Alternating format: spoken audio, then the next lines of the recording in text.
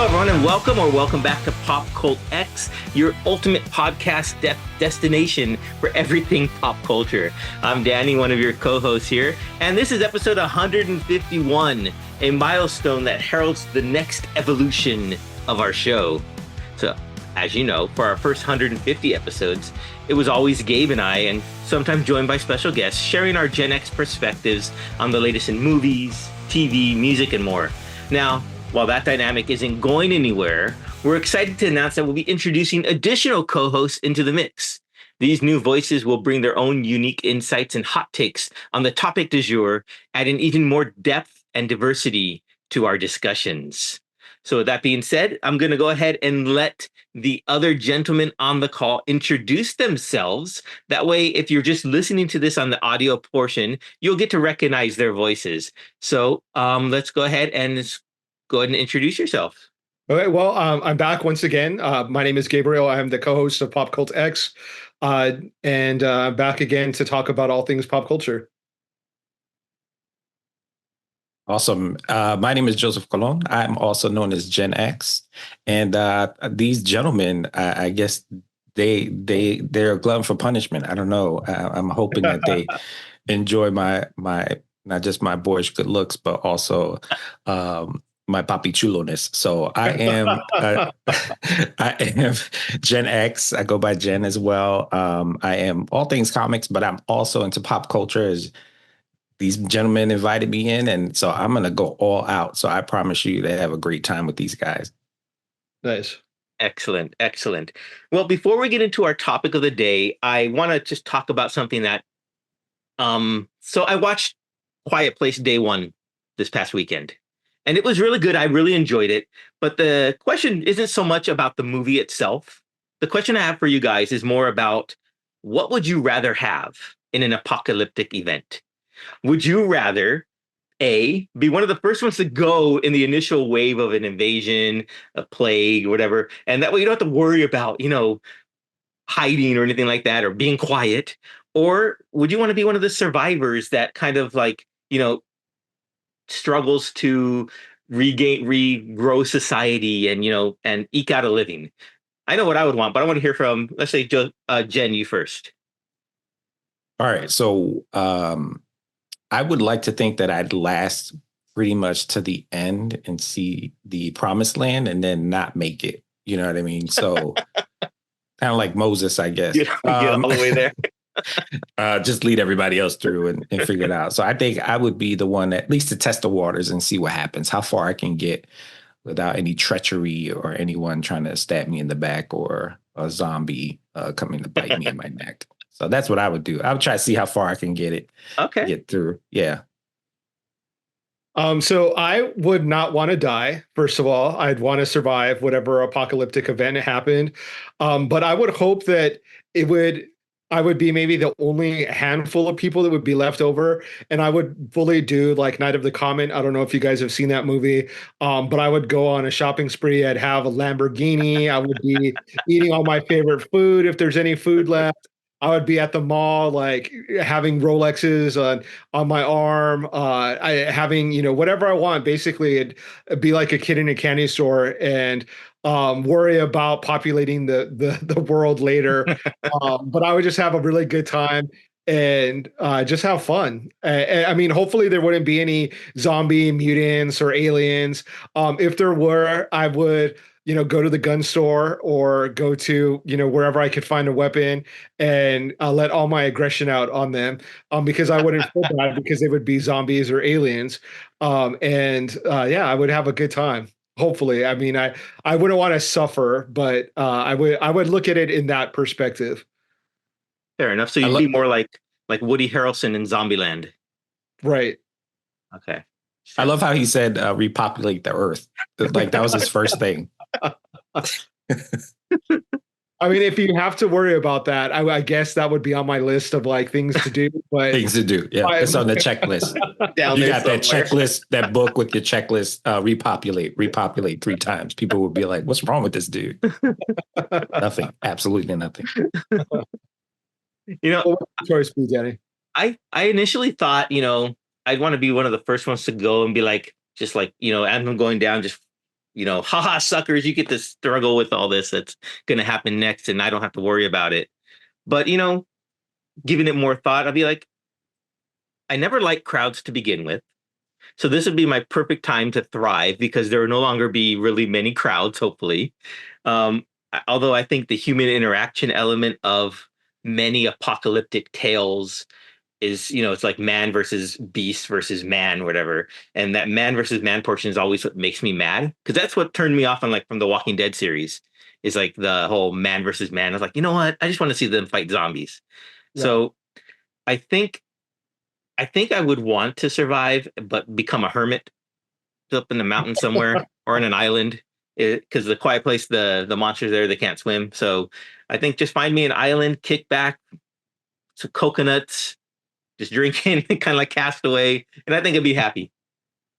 Yeah, I think it has a lot to say about the current like climate in the US that like we would want to be alone and and just like kind of be a lone survivor in the world. Yeah. Just because I think that I can do with a little bit less humanity for a hot minute and be out either in the wilderness or in the city, but like not have a lot of people around for sure. Yeah. I mean, if you look at like the movies like I Am Legend, right, where he's the lone survivor and he's just, but he has it all planned out. He doesn't have to worry about, but he's also reaching out for other people, for any other survivors. So I guess I could kind of deal with that in a way, as long as it's me alone with the dog. Yeah. Sure. Yeah. So you want your own cabin, but you wouldn't mind people nearby, but not too close. I guess, yeah, I could deal with that. Yeah. Yeah. Why not? Sounds like Puerto Rico's the best place to do that. It's an island. Yeah, there you go. That's funny. Well, before we get into our topic as well, was there any other sort of movies or anything that you guys watched over this past week that maybe you want to talk about? Or you know what? How about I know something I watched that we could talk about was the Olympics. That's what I've been watching a lot of, and especially the women's gymnastics. I watched that and I thought that was just fantastic to watch Simone Biles come back and find her groove again, I guess. Any thoughts on that? Good for her. I don't really know what to say because I haven't been watching the Olympics. Okay, yeah, good for her. Way to go. I'm not a big fan of. I mean, I support America, like USA all the way, all of that, but I'm not a big fan of watching sports, so I haven't been watching it. If they had more performers, like maybe in like halftime, kind of throughout the Olympics, maybe I would watch. I did watch opening ceremonies. I thought it was cool. Having a Lady Gaga and like I forgot the name of the heavy metal band that played, but I thought that was awesome. cool. If they had more of that, maybe I'd be more inclined to watch. But unfortunately, I haven't been watching it, to be honest. Fair enough. I will tell you, it's 24/7 in my household. It doesn't matter if it's badminton or whatever event it's not popular to me, but I have been watching Simone Biles, some of the gymnastic stuff, definitely track and field. I have been. The cool thing, one of the cool things I also think is, I don't know if the last Olympics looked like this, but there's so many more celebrities in the stands than I anticipated. Yeah. Like there are a ton of people there, and I'm not sure why. Maybe it is Simone Biles. Maybe it is like the track and field with Sha'Carri Richardson. Yeah. So I don't know. It seems pretty exciting. Yeah. It just makes me depressed because then I realize that I can't do any of that stuff. So I used to be able to. I could run without wheezing at all. So, coming up the stairs, I don't know if that's a track and field event. I don't know. It's just, it's debilitating and saddening.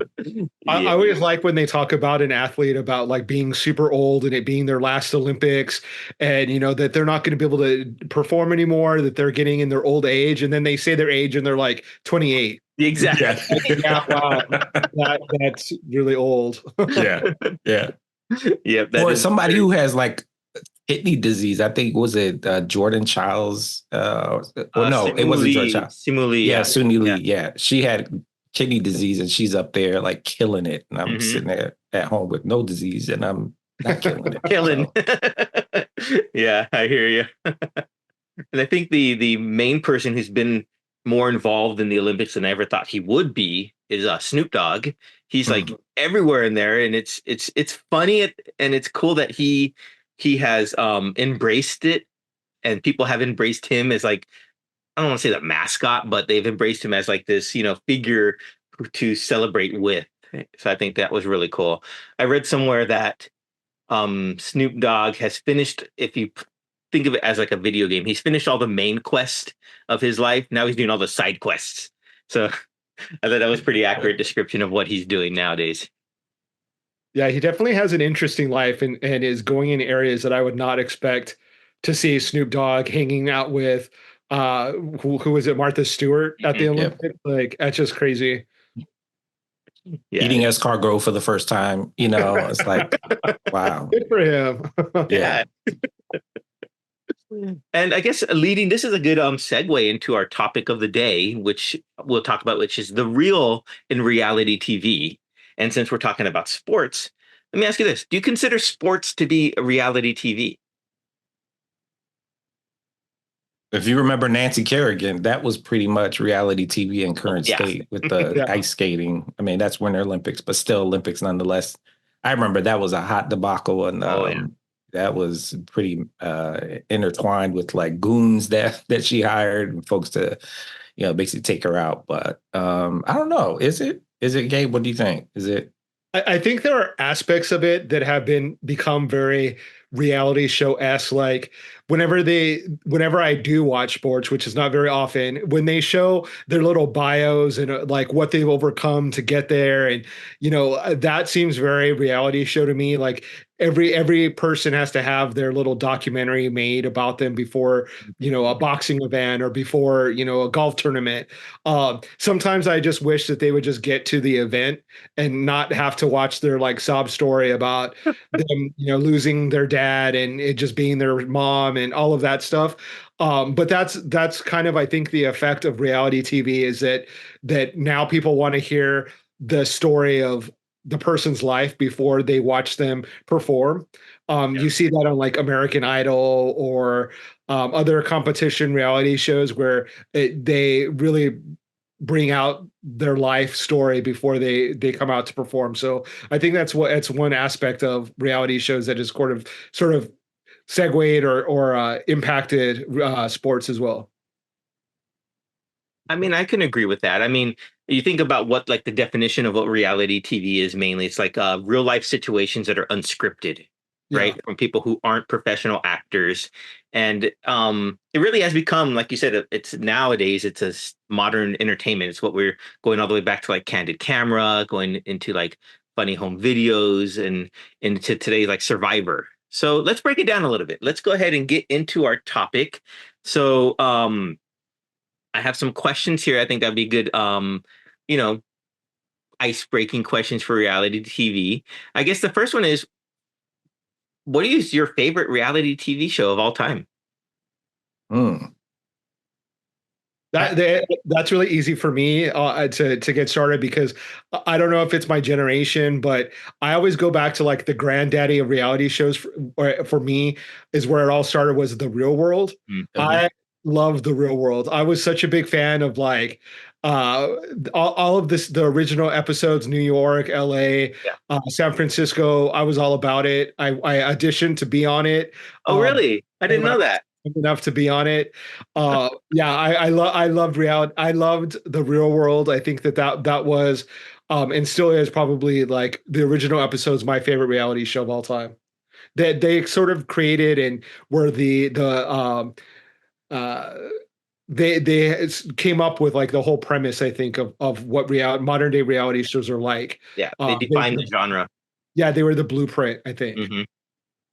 Agreed, Gabe. I was on the same page. My favorite season was Seattle, and I remember that whole crew, that whole group of people were a hot mess. I just remember it was there was an incident with the two roommates. One of them slapped the other one. Yeah, that's what I remember. Yeah, Mm-hmm. and I was just like, whoa, that's intense. And I think he had to leave. Somebody had to leave. Something had pressed charges. And that's when I was like, oh, that's real. Like that actually happened. Like, wow, that wasn't, Jerry Springer. There was actually something that occurred in real time for us. So yeah, I would agree. I think the real world New York, like I said, the Seattle one is one of my favorites, but going back old school is always good for anybody. Anybody who hasn't watched those, you need to go back, rewatch it on your Fire Stick or wherever and get the reruns because they're really classic episodes. And you get to see what people were wearing back in the day. My God. That's very true. It's a good time capsule. Yep. Do you remember the overalls with the graffiti in the front? Oh my Yeah. gosh. I just remember in New York, Heather B, who was like hip hop, straight New York, and then Julie from I think Alabama, and her trying to teach her like slang and all of like the New York, hip hop isms, and Julie just being like completely unknowing of any of that type of culture. But that's what I loved about the show was that it had representation from culture that we didn't really see before. We didn't really see a lot of people of color. We didn't see LGBT people. We didn't see a lot of those people kind of blending together and coming to quote the show, live in a house to find out what happens. But we we didn't see that a lot on television. I think that like before then, like some of the role models that I had was like Maria and Luis from Sesame Street. That was like some of the few Latinos that were on television. And then the Real World came out, and then you could see people that you're like, oh, like there's people like me that are out there that are on this show and that are going through the same things that I was going through at the same time.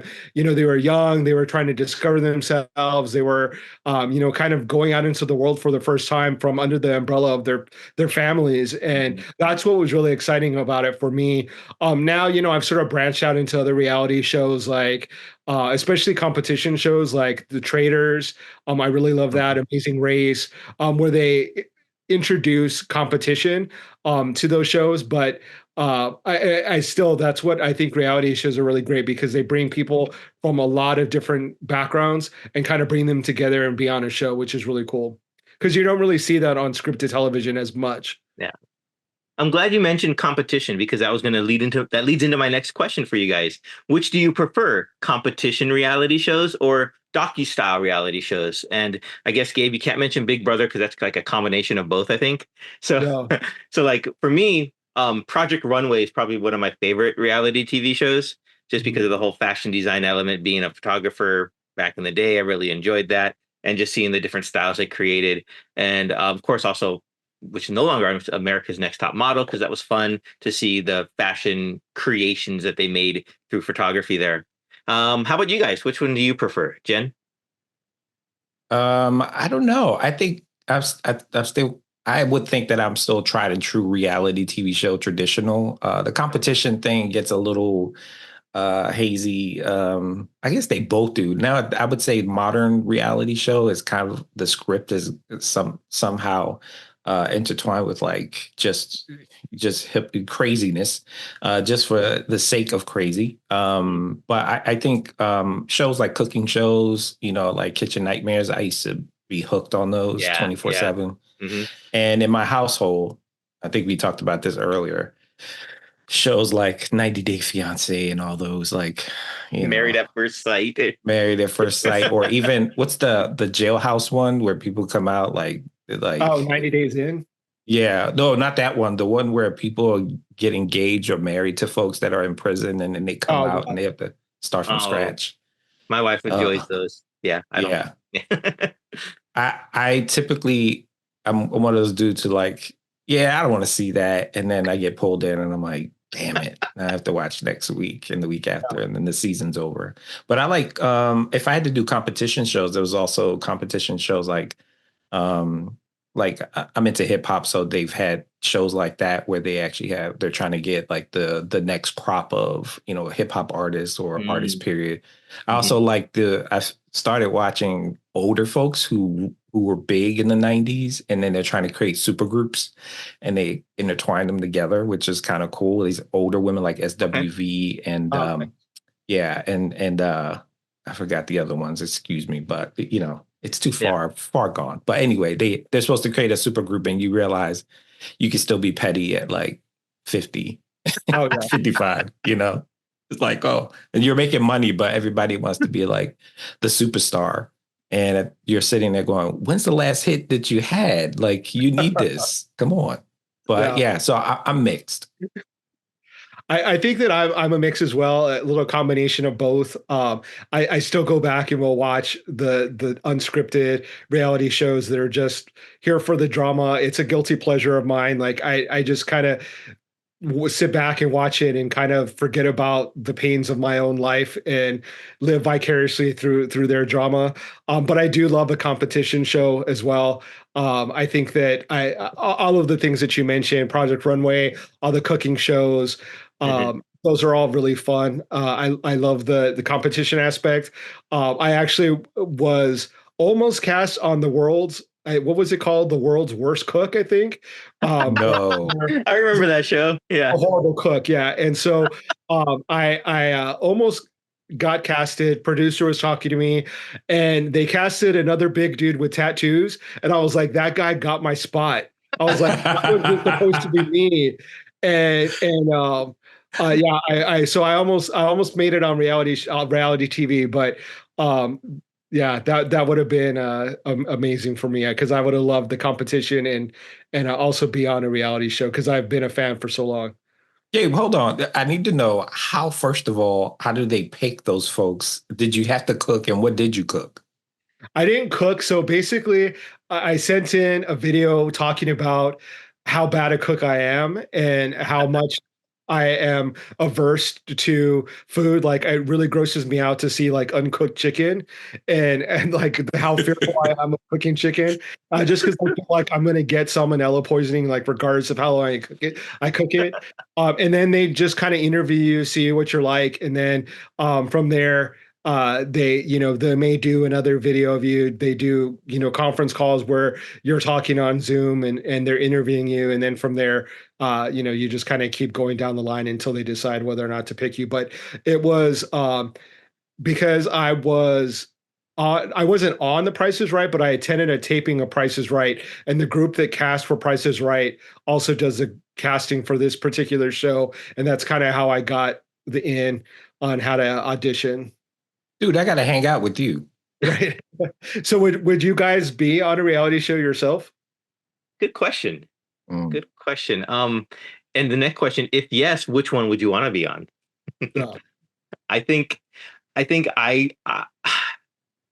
if it was like a creative competition, like I said, like I think they did one year where like the next fashion photographer with what was his name, Russell, one of the top fashion photographers in the world. I think I do that where I guess Yeah. it's not just me spouting nonsense. I do enough of that here, so I don't need to go on some reality TV show to do that. But I've been watching a lot of Naked and Afraid recently. Oh, wow. So I don't think I could do that though. Oh, okay. I thought he was going the other direction. Like, No, that's the one I want to do. no, I don't think I could do that. That's a whole different beast there. It's but given the right show, and I think I could. I would. Yeah. How about you, Jen? I don't think I would do any show that had to like dismantle relationships or like bring exes into the mix. Like, I don't need that. Like, that doesn't appeal to me. I don't need to be on I don't need a free trip to the Caribbean or wherever the hell you drop me off and then test my relationships. Like, I'm good. Like, I'm really good about that. What So Jen doesn't know is we invited his exes to come and surprise him. right. Welcome to PopCultX. That's it. Yeah, yeah. Thanks a lot. I appreciate the invite. And let me jump off of this Zoom right now. But the ones I would participate in probably would be like, I don't know, a good version of The Apprentice. Cause I think that'd be kind of fun to do like business projects and then see how you can lead teams and like work Okay. through business. And that'd be kind of cool. And also I like the challenge, like to be able to be challenged to do something like I have no idea how to run a restaurant. So how would I bring a team together or even like an advertising firm? That would be really cool. Yeah. That would be kind of cool.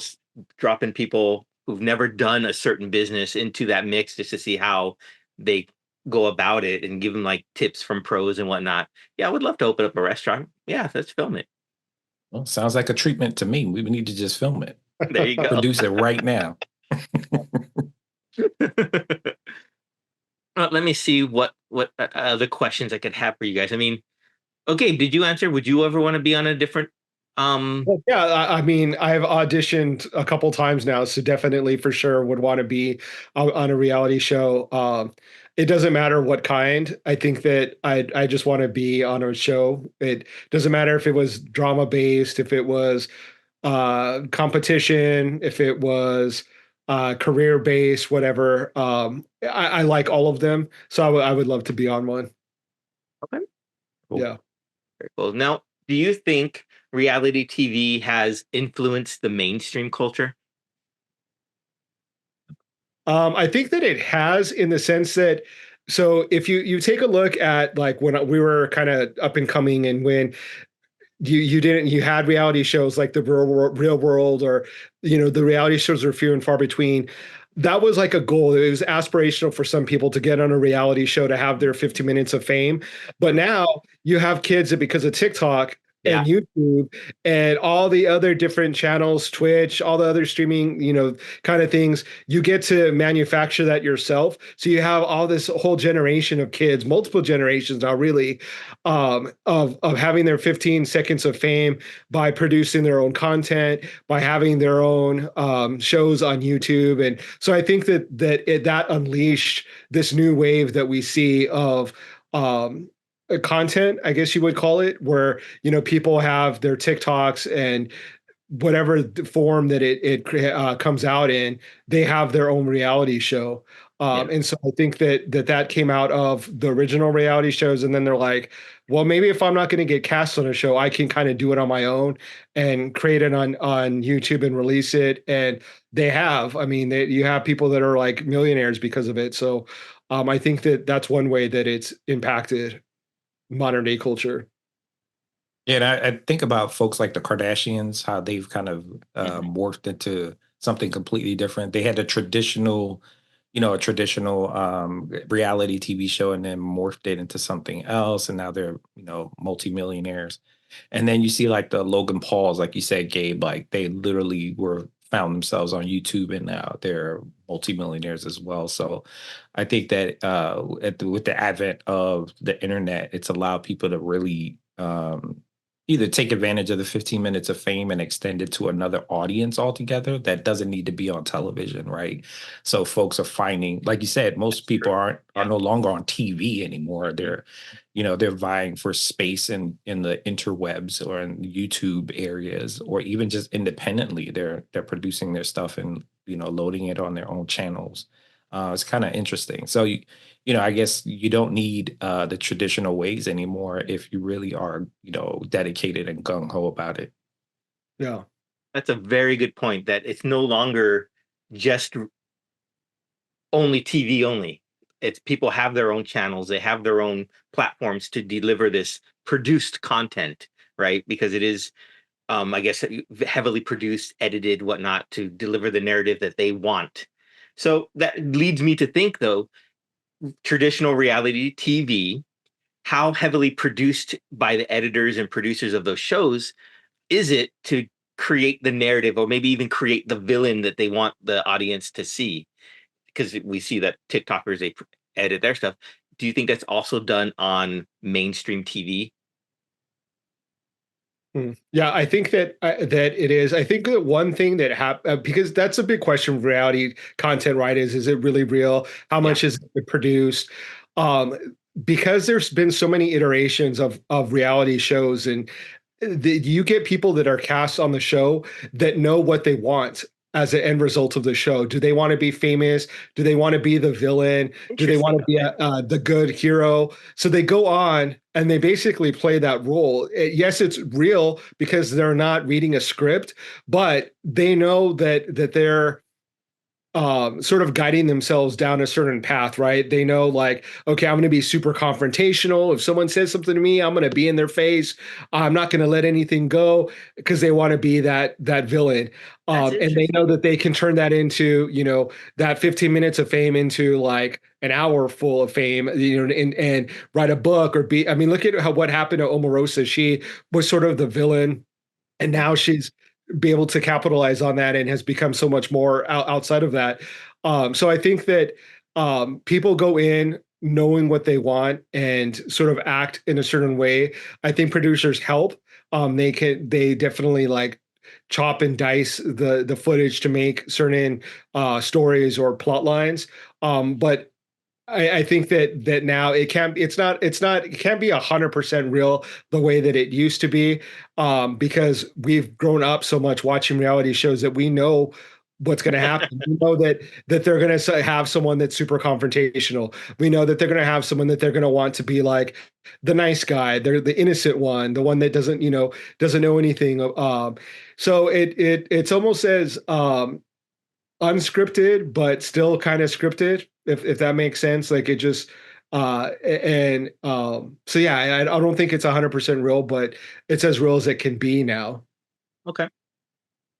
Agreed. I think that with our appetite as consumers, I think that I think people are finally hitting that ceiling, because I feel like they're all doing the same thing. There's this need to have a villain, but I also think that there's also a need to have a hero in the same space. And I think that that provides, a lot of these folks are actors, right, already, and they're just trying to find their gig. So this is like a side thing for them or a temporary thing. I'm not saying everyone, but there's a huge group of folks who are really, trying to get their foot in the door. And this is a great opportunity. I think about what's his name, The Miz, who's now a wrestler and he used to Yeah. be in a reality TV show, and now he's like one of the biggest wrestling stars on the planet. And then you think about folks who you meet them in person and they're completely different. Or they, like you said, Gabe, they put out like, oh, I was just acting for this because the producers wanted me to, pretend that I was a bridezilla, right? And then you find out that they're not. Like you know who they are as a personality because they actually you have their connection in IG, and or maybe they're DJs, and Mm. then they get this show and they're like, oh, I have to be extra. I have to make sure that I get maybe a second season, or maybe they bring me back for something else. And so that's how that works. Like you said, I'm not putting my traditional hat anymore on because those days are over. But for the most part, most of it has to be scripted. Yeah. Has there been any shows recently that have really like not blown your mind, but that were just unique in the reality TV space? Well, I don't know about how unique it is, but I've talked about the traders on the podcast before, and thing that I really liked about it is that they bring sort of all stars from all different types of reality shows and have them compete on the show. So it's sort of like the Olympics for reality show contestants or personalities, and you get people that have been on like the Real Housewives franchise mixed with people that do the MTV challenge. So it's someone who's like more athletic, and then you have someone that is an actor or an actress, and so it's a little bit more interesting because you get a mix of their personalities, and it's fun to watch them in a competition. It sort of reminds me of the cartoon Olympics that they used to have when we were growing up, where they would bring all the cartoons together and they would it was like an Olympic style cartoon. Yeah. It sort of reminds me of that. And so that's why I like the traders, is that they bring a whole bunch of personalities from different reality shows and have them go at it, and see what happens. And so that's a lot of fun. Yeah, I don't know if there's anything that really stands out for me, per se, because like I said, I feel like they're replicants of each other or some type Yeah. of variant. Yeah. Again, not to go into comic books, but I think it's interesting. There's a few, one of the things that really my wife put me on to because she's a big fan is RuPaul's Drag Race, which it I did not know anything about drag culture. I didn't know anything about LGBTQ specifically around this arena. I work in diversity education, but it was really interesting to see RuPaul as a judge and also as a performer, and then also kind of coaching people. And Yeah. it was different. And I think we binge watched like a couple of seasons. But even that reality is, I think, nuanced too, and there's a specific audience or an allied audience that people are just like, wow, this is really cool. This is different. And then, other shows that really, I think that are out there, I kind of miss. I don't know if you remember when they used to drop people off in like haunted houses or like Yeah. Oh, insane yeah. asylums. And Yeah. I was like, dude, I want to do that so bad, but I don't want to bring a ghost home with me or a poltergeist. Like, I don't want to risk that. So I always thought to myself, like, oh man, they need to bring some of those shows back. That's And fun. even Yeah. those prank shows, I don't know if you remember those prank shows. Yeah. I hadn't realized that a lot of them got sued by folks who didn't want that to happen to them. And so, I actually put in a treatment, and I was going to prank my friend. It was such a severe prank. It was, I knew it wouldn't make it to the television, but I think to myself, that's great reality TV show, Yeah. I wanted to bring my friend to a gas station, pump up, and then have it held up, and then them take her like Oh, hostage. goodness. Yeah. So that's when I knew that wasn't made for me. I probably would have given her a heart attack, Yeah. but it would have been good TV. It would have been real. So There you go.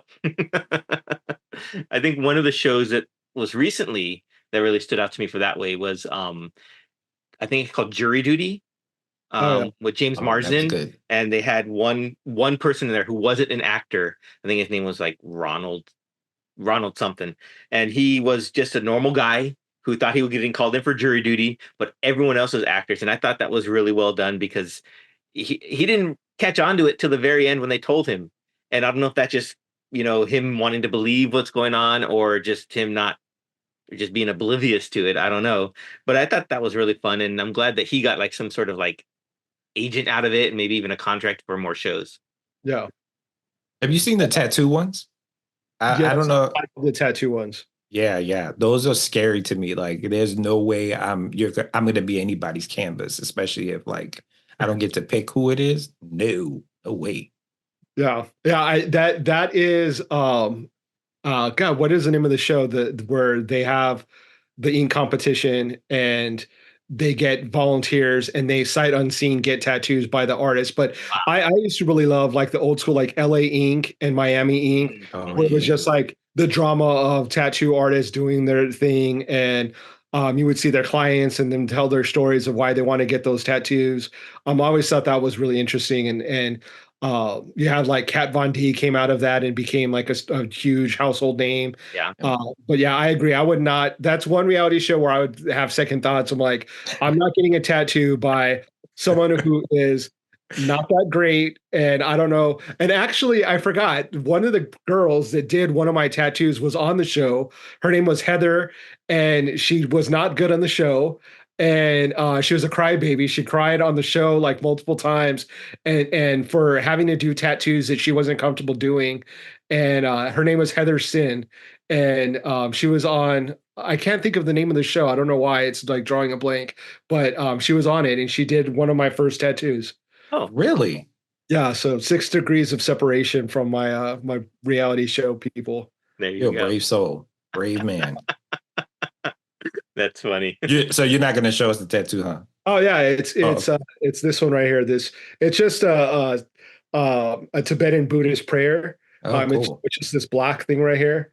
So it's pretty simple.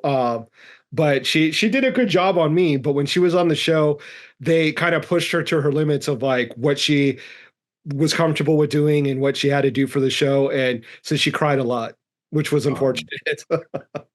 yeah. Made for good reality TV though. So I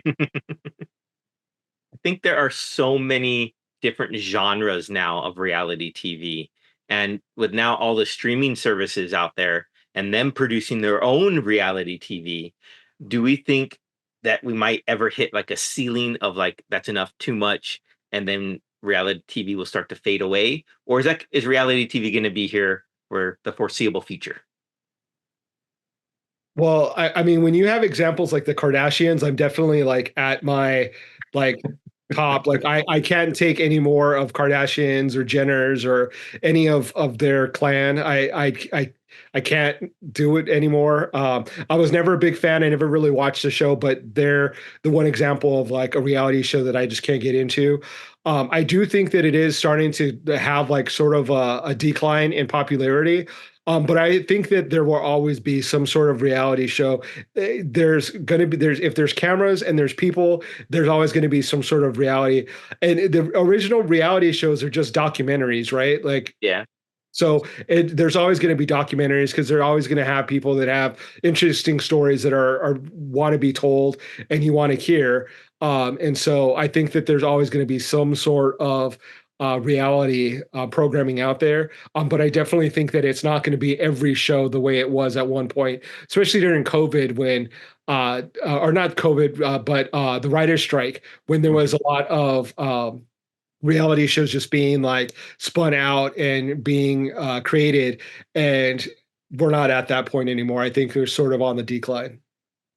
And I think there's a season. I mean, that's the formula, right? So the summertime is when they actually do all those reality TV shows, and you'll get all the seasons, unless you're on like the We TV network, which is like 24/7 reality TV show.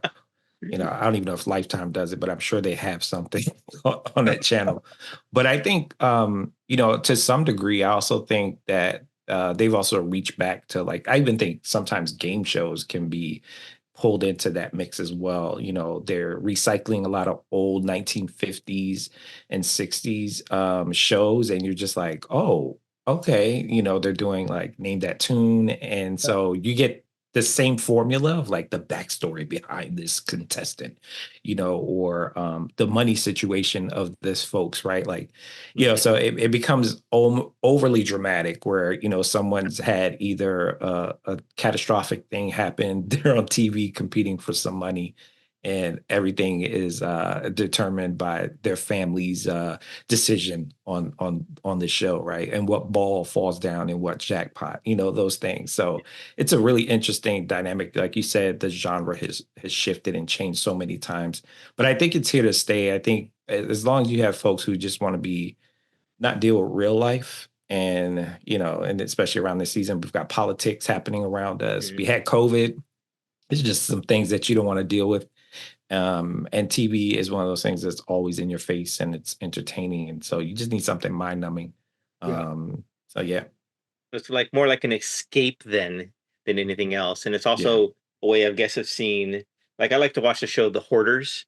So like, wow. So I don't want to say I want to watch people whose lives are more messed up than mine. That's not it. But I know there are people out there who will watch reality TV just for that, I'm sure. But just seeing that, I mean, maybe that's my guilty pleasure. It's like a train wreck that you can't look away from. And that show Hoarders for me is that, because it's like, oh man, that's just complete. How could you live like that? And I just, but I can't turn it. I just keep watching it. So God, I'm glad I have my background blurred because, like I told you before, my comic books are all over the place. So you might call some folks to come and do an intervention. So, I'm glad we just met and we're becoming good colleagues and friends. But don't call anybody. It's not. okay. It's just a habit. Yeah. No, I actually, my wife, for whatever reason, she's a runner, and she we'll be eating dinner, and she puts on 700-pound Life or something. And I'm like, come on, like we're eating pizza on a Friday. Like, what are you saying about me? Are you trying to tell me I have to lose weight? Is this an intervention as well? Like, it's crazy. So those shows, I don't, yeah, I'm like you, Danny. I'm like, yeah, I don't want to sit in those and be like, yeah, I feel bad for them, but how did you live like this? How'd you let yourself go? Things like that. I will say one of the guilty pleasure that I'm hoping and crossing my fingers for are the chiropractor ones. I've seen Crack Addict, which is a favorite of mine. It is so freaking cool. They only have like 3 episodes though. So, but I'll rewatch those suckers because that's they're so funny. Scare me. That's just like one thing just terrifies me. wrong slip and just like, that's it, you're done. Well, as someone who I love chiropractors, Okay. it has completely changed my life. So yes, I agree with you. As somebody who wants to snap my neck, that's not fun. But the other stuff is really cool. So you definitely should try at least for a week, 2 weeks. Interesting. Okay. It actually is life changing. So when I saw crack addict, I was like, yes, I agree. Yeah, people with scoliosis coming out of there, pop locking, and I was like, what is happening? I never saw that in the doctor's office, but it was Yeah. cool. Very cool. What about You you, just have to Gabe? be careful when you tell people what you're watching, and you're like, "I'm watching Crack Addict. It's my favorite show." You're like, Yeah, "What?" yeah. Oh God, you know what was that show? The addiction show. What was it My called? Strange My Addiction? Strange Addiction. Yeah. Yeah, My Strange Addiction or Intervention. Yeah, oh, That was the yeah. other Intervention one. one. Yeah. Yeah. Good Lord. Yeah, I think that there's a certain aspect of it that is sort of like train wreckish, Mhm. but when it comes down to it, I think that what really attracts me to reality shows is just the human aspect to it. I think people in general are just really interesting, and I like hearing their stories, whether it be, drug addiction or, we mentioned like 700-pound life or like little people. It's just like there's so many different people that have interesting lives that it draws you in. At least for me, I can speak for myself. It draws me into watching their life because it's just so fascinating that you know people could have such a vastly different life, but then you have things that are like common, and you're like, oh yeah, like that, I do that, and then maybe they're not so different from me. But Mhm. then on the flip side, you're like, oh my god, that person lives a totally different life than I do, and like, how interesting is that? So that's what I love about reality shows is the human element to it that just makes it really fascinating. What I think it boils down to then is that we all are a little bit voyeuristic. Yeah, for sure. Want to see peek into the window of how other people live their lives so we can compare and see what we have in common and see, oh, I didn't know that life was could be like that, which is Yeah. cool, and it is really a human element to it, absolutely. So as we wrap up this discussion, I have one last question for each of you, and that is, if you were given a blank check by some company to produce your own reality TV show, what would it be, and who would you market it to? Hmm. Wow, that's a tough one. I would have a show based on a photography competition because I like you, Danny, was a fan of America's Next Top Model, and they never gave the photographer enough credit. They Right. always said, oh, that was a great job, model. Like, you did an amazing job. This photo looks amazing. And it's like, what about the photographer who like completely created that image? Or vice versa, they would blame the model and say, oh, you did a horrible job. And it's like, well, actually, the photographer sucked. So I would, if I had money, I would have a photography show similar to Project Runway or America's Next Top Model, where you have photographers come in, you give them, a handful of models and say, this is your challenge this week. You need to do, cover of Vogue. Here's an outfit. You need to make it look cool. Here's all the equipment that you need. Let's see what each one of you guys can come up with. And you can partner with, makeup artists, hairdressers, stylists, and all of that. And see what they're able to come up with, because that's something that we haven't seen. We've seen designers, we've seen models, we've seen Makeup uh, artist, yeah. stylists, makeup artists, hairstylists, but we haven't seen anyone from the photographer point of view. And because I'm a photographer, obviously that would interest me. Yeah, that's what I would do. Hmm. I'm ready, Gabe. I'll win. No, They're listening. they're You'll listening. you'll you'll get a call tomorrow, bro. What about you, Jen? Um, Anything? yeah, I would do. It probably wouldn't last long because I think people are just the consumers of like tragedy and like the things that are make them probably the worst parts of humanity. But I probably would do a show called Do Good and do a hidden camera show that really highlights people actually making a difference in like their communities, That's cool. Yes. and then kind of just have it kind of as a documentary, but not necessarily that. And it's actually, giving money to their charity or their cause to kind of see what happens. And then if it does well, nationally, do an international one and then, make it global. There you So go. there we Nice. go. So that could, it could tap into a lot of stuff like building houses for folks who are in need, homeless folks, and in a good way, right? Like not to sensationalize it, but Yeah. just to say, you know, great job, keep doing what you're doing, rather than like objectifying folks and like making it about something else, you know. But that'd be a cool show. I think that would be a really cool difference, a game changer. I don't think anything out there is like that. So yeah, that's what I would create. You gave me a blank check. Nice. Very cool. Very cool. I think for myself, it'd be a show about entrepreneurs and maybe helping them discover what they're truly passionate about, and then helping them, like I said, with the whole restaurant thing, guide them into what they need to do. And each episode could be about a different person trying to find their passion, what it may be. And maybe they don't even know what their passion is. Maybe they think it's one thing, but talking to a professional or someone who can, a mentor, they realize, oh, it's actually this. And then they go down that new path, and we get to see them blossom and bloom. I think that'd be really fun to watch. Oh, I feel like we're his guinea pigs. Are you doing that with us right now? I'm trying. Well, that's very cool, you guys. Thank you so much for indulging in my topic du jour, the real in reality TV. We covered a lot of ground here today. So thanks for tuning in, everyone. This is Danny along with Jen and Gabe. And any parting thoughts you guys might have before we head out for this episode? No, just stay safe, everyone. And we'll see you next week. Yeah, and put in the comments what shows you're watching, because I think I would like to see what people are doing, watching, and or maybe the projects that you would like to see in the future. You never know. We might be execs in the board. It might be, you know, three of us making those decisions, right?